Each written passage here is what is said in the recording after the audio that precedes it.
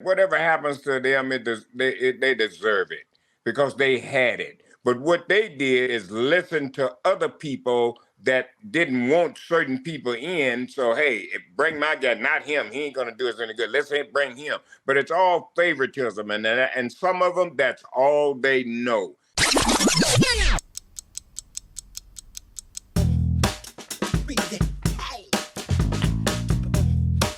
They've got Jade Cargill. They have Cody that came over. And now they have CM Punk in their pocket. The other group out there, AEW, has got to make some kind of move with a big name, something to keep up or try to keep up with what's happening in WWE.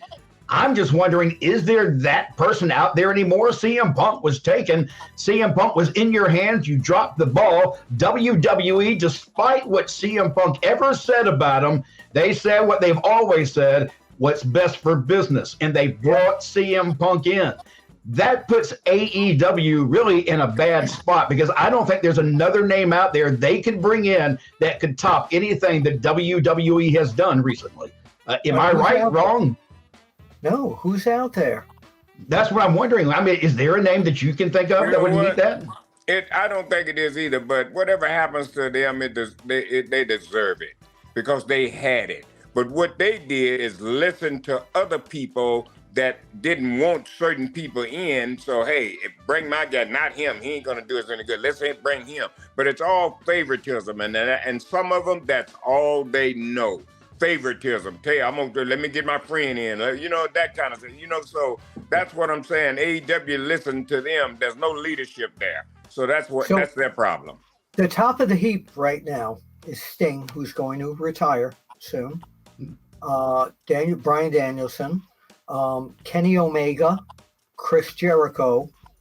They dropped the ball completely with Wardlow, as far as I'm concerned. Had WWE had Wardlow, they would have made him, I've mentioned this on our show before, they would have made him another Batista.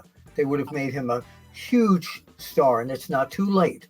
But other than that group that I mentioned, if you just think of, ask you two as like wrestling fans, who's in AEW that you want to see other than that group? What do you say?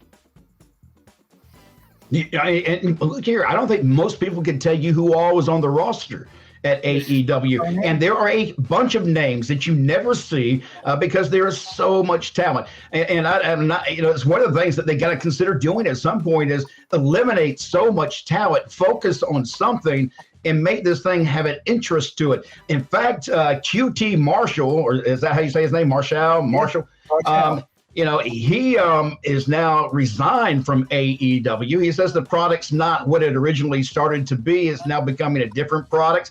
And by that, what he was talking about was his feelings are that they're leaning more towards a New Japan Pro Wrestling type of feel where there's less storylines and more focus just on the matches themselves as a competition on each individual show, which I do feel that happens quite a bit in AEW.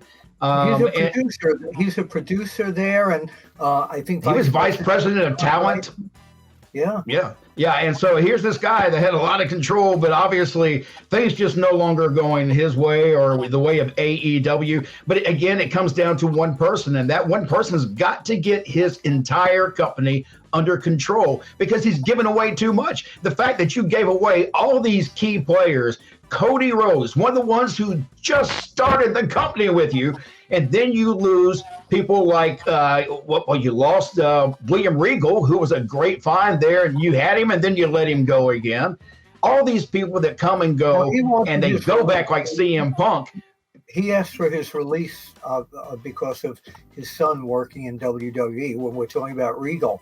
Yeah, but they didn't have to let him go either, though. He was under contract, and that was Tony just making the decision because go do that. But he needed to focus on, and this is what they're forgetting, focus on what's best for your business. You can't be worried about everybody else's business. You're paying them money. You focus on what's best for your business. Well, that's because you're listening to other people. Yep. I just finished telling you. Okay, QT. I never met the guy. I could have met him over time. I don't know. But like I said, I really don't know him. But I'm just saying, I was hearing you speaking about a little bit about his background with all the power they had there in AEW. Yeah. Well, he may have got that power because maybe somebody had promised him that, hey, we're going to give you this, we're going to move you to this. But soon as the clique got started and he wasn't part of the clique, you understand? Then he sees what happened. So how can you go from all this power now you got there to resigning? Okay, so that, we don't know the whole story, but like I said, he maybe he just wasn't their guy. I don't know. Keep in mind that Cody Rhodes had his guys there. The Young Bucks and Cody, of course, very close. And at the press conference after Survivor Series, Nick Houseman from House of Wrestling asked a question to Cody about Punk being back there in that big company that you and your boys started, and he acknowledged that it was he and his boys, which were, the Young Bucks, were part of that. The Young Bucks right now are allegedly going to try to reorganize the company, but I don't know what's even going to happen with them, even though they're part owners of the company, if they're going to make their escape eventually and wind up in Cody Rhodesville. Who's doing the booking there? Who is in charge of the TV? What's going on?